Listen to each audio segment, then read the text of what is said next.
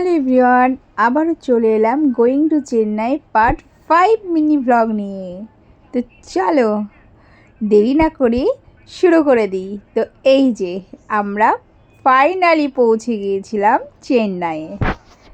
তো চেন্নাইয়ে পৌঁছে আমাদের বাড়ি যেতে যেতে এত রাত হয়ে গেছিল, কি বলবো তোমাদেরকে। সেদিনকে বাড়িতে গিয়ে শুধু আলু সিদ্ধ ভাত করে খেয়ে তারপরে ঘুম দিয়ে দিয়েছিলাম সবাই।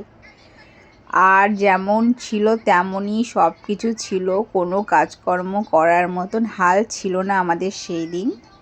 তো কোনো রকম ঘরটা মুছে ভাত চাপিয়ে মেয়ের জামা কাপড় সব কিছু আমরা স্নান টান করে সবাইকে সমস্ত কিছু ঠিকঠাকভাবে ম্যানেজ করে দিয়ে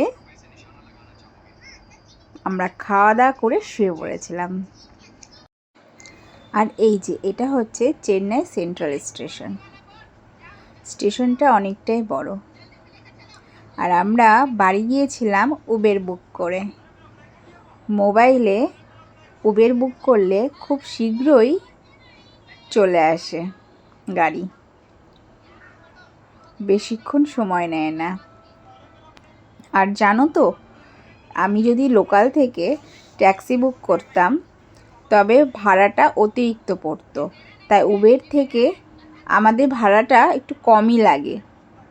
তাই আমরা যখনই আসি তখনই উবের বুক করে বাড়িতে যাই স্টেশন থেকে।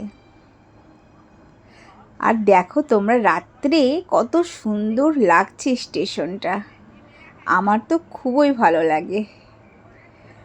চেন্নাই স্টেশন রাত্রি যে লাইটিং থাকে, ওয়াও, জাস্ট ওয়াও, আমার খুব সুন্দর লাগে, মনে হয় যে বারবার দেখি। তো এটাই আমার গোয়িং টু চেন্নাই পার্ট 5-এর লাস্ট ভ্লগ।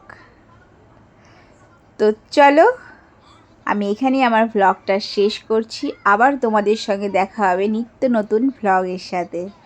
আর হ্যাঁ, পাশে থাকতে ভুলো না। আর যারা আমার চ্যানেলে নতুন তারা অবশ্যই চ্যানেলটিকে সাবস্ক্রাইব করে দিও। আর লাইক শেয়ার তো অবশ্যই।